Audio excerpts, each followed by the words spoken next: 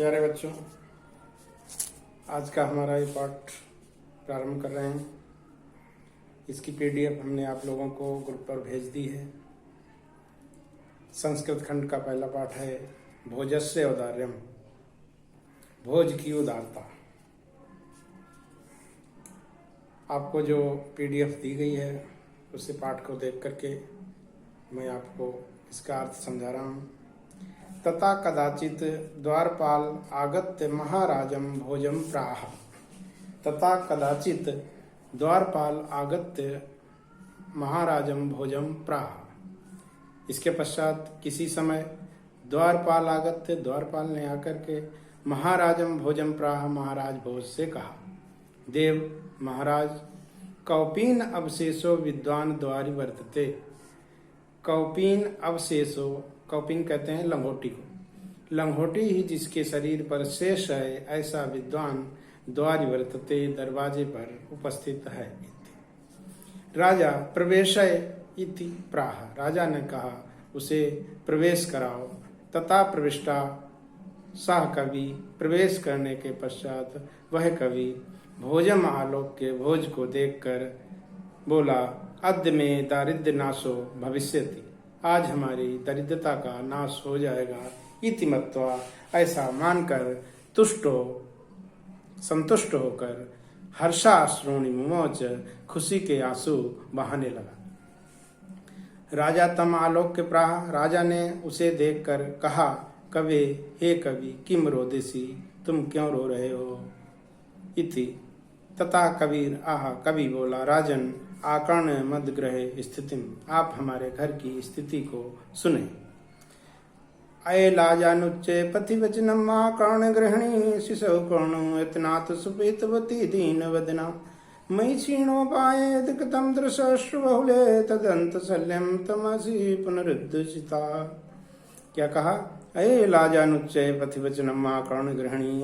अरे लाजानुच्चे, लाजा कहते हैं खीलें, धान के बनी हुई खीलें, जिनका उपयोग दीपावली पर किया जाता है, खील खिलौने।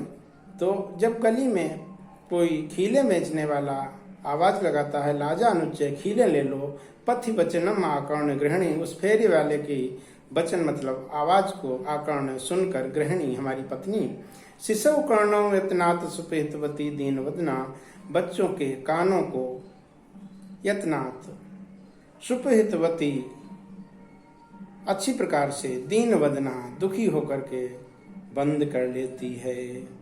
मैं क्षीणोपायो, मैं भी क्षीणोपायो, उसका कोई उपाय करने में असमर्थ। यदि कतम दश अश्रु बहुले, आंखों से आंसू बहाते हुए, तद अंत शल्यम, हमारे हृदय में अंत शल्यम, मेरे हृदय में जो उस समय पीड़ा होती है, कष्ट होता है, तो मसी पुनरुद्योचिता, उस पीड़ा को, उस कष्ट को, हे महाराज, आप ही दूर करने में समर्थ हैं। राजा शिव शिव, कल्याण हो इति उदीर्यम प्रत्यक्षरम लक्ष्यम दत्वा, उसे 1,00,000 मुद्राएं दे करके कहा, त्वरितम गच्छ गेहम, तुम शीघ्र अपने घर जाओ। तद गृहिणी खिन्ना वर्तते, तुम्हारी पत्नी दुखी होगी। अन्यथा भोजा, इसके पश्चात भोज श्री महेश्वरम नमितम, भगवान शंकर की आराधना करने के लिए शिवालयम अभ्यगच्छत, शिवालय को गए। तथा कोपि ब्राह्मणा राजानम शिव सन्निधौ प्रा, वहां कोई ब्राह्मण राजानम शिव सन्निधौ, राजा को देकर शिव सन्निधौ प्रा, शिव जी को संबोधित करते हुए कहने लगा, देव महाराज,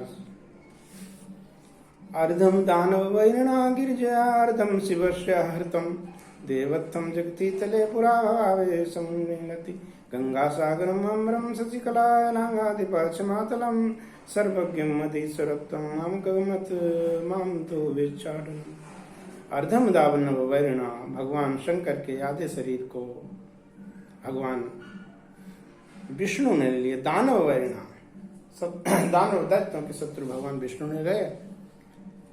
गिरिजयार्धम, और आधे शरीर को पार्वती जी ने ले लिया, क्योंकि पार्वती जी शंकर जी की पत्नी है और पत्नी को अर्धांगिनी माना गया है। शिव से आहृतम, इसीलिए इस मंदिर में शिव जी का पूरी तरह से आहृतम अभाव हो गया है। देवत्तम जगती तले पुराभावे सम, इस पृथ्वी पर भगवान शंकर का पूरी तरह से अभाव, अनुपस्थिति सम्मिलती प्रतीत हो रही है। तो उसके पश्चात क्या हुआ, जो शंकर जी के साथ वस्तुएं थीं वो भी चली गई। गंगा सागरम अम्बरम शशिकला नागादिपाच मातलम, शंकर जी के साथ सिर पर मस्तक पर विराजमान गंगा जी सागर में चली गई। अम्बरम शशिकला, चंद्रमा आकाश में चला गया। नागादिपाच मातलम, नागराज पाताल लोक में चले गए। सर्वज्ञम अधीश्वरत्तम तम आगमत, सर्वज्ञता और ऐश्वर्य तुम आगमत, महाराज भोज आपके पास आ गए। माम तो भिक्षाटनम, उनका एक गुण अवशेष रह गया, भीख मांगना, वो मेरे पास आ गया। राजा तुष्ट ही, राजा बहुत प्रसन्न हुआ। तस्मै प्रत्यक्षरम लक्ष्यम ददौ, उसे प्रत्येक कक्ष पर लाख मुद्राएं दे करके। अन्यथा राजा समुपस्थिताम सीताम प्राह, इसके पश्चात राजा ने सभा में उपस्थित सीता नाम की कवित्री से कहा, देवी प्रभातम वर्णय, प्रातः काल का वर्णन करो। सीता प्राह, सीता ने कहा, बिरला विरला स्थूल तारा कलामिव सज्जना, मनैव मुने सर्वत्रैव प्रसन्नं भुवनवा। अप्सरत च ध्वन्तं चित्त सत्तामिव दुर्जना, व्रजति च निशा चित्रं लक्ष्मीम् अनुजनामिव। बिरला विरला स्थूलास्तारा, स्थूलास्तारा बड़े बड़े तारे, बिरला विरला बहुत दूर दूर दिखाई दे रहे हैं। प्रातः काल के समय आकाश में बड़े बड़े से तारे एक दो इक्का दुक्का ही दूर दूर दिखाई दे रहे हैं। कला में व सज्जना, उसी प्रकार से जैसे कलयुग में सज्जन पुरुष बहुत कम ही दिखाई देते हैं। मन ही मुने सर्वत्र प्रसन्न भूत नमा, आकाश उसी प्रकार से स्वच्छ हो गया है, साफ दिखाई दे रहा है, जैसे ऋषियों का मन पूरी तरह से स्वच्छ होता है, प्रसन्न होता है। अपसरत च ध्वंतम चित्त सत्ता में दुर्जना, अपसरत च ध्वंतम, अंधकार उसी प्रकार से दूर हो गया है जिस तरह से चित्त सत्ता में दुर्जना, सज्जन व्यक्तियों के हृदय से दुर्जन लोग दूर हो जाते हैं। ब्रजति च निशा क्षिप्रम, रात्रि उसी प्रकार से समाप्त हो रही है। लक्ष्मी मानुद्यनामिव, जिस तरह से परिश्रमहीन व्यक्ति के पास से लक्ष्मी बहुत शीघ्रता से ही चली जाती है। राजा तत्से लक्ष्यम दत्ता, राजा ने उसे 1,00,000 मुद्राएं दे करके कालिदासम प्राह, कालिदास नाम के कवि से कहा, सखे तुम अपि प्रभातम वर्णय, तुम भी प्रातः काल का वर्णन करो। इति तथा कालिदासा प्राह, तब कालिदास ने कहा, अभूत प्राची पिंगा रसिपति प्राप्त कनकम, गतच्छायश्चंद्रो बुद्ध जनेव ग्राम सदसी, क्षणम क्षीणास्तारा नप्तैवानुद्धं परा, नदी पाराजन्ते द्रवण रहता गुणा। क्या कहा, अभूत प्राची पिंगा रसपति में प्राप्त कनकम, प्रातः काल के समय स्वर्ण को प्राप्त करने, सुनहरा वातावरण प्राप्त होने के कारण रसपत प्राची पूर्व दिशा, रसपति प्राप्त कनकम पारे के समान पीली हो गई है। गतच्छाया चंद्रो, चंद्रमा उसी प्रकार से कांतिहीन हो गया है, चमकहीन हो गया है। बुद्ध जनीव ग्राम्य सदस्य, जैसे मूर्खों की सभा में विद्वान लोग प्रभावहीन हो जाते हैं। क्षणम क्षीणास्तारा, तारे धीरे धीरे नष्ट हो रहे हैं। नृपतैव अनुद्धम परा, जिस तरह से कायर राजा का, इन अनुद्धम परा, कायर राजा का राज्य धीरे धीरे चारों तरफ से क्षीण होता जाता है, नष्ट होता जाता है।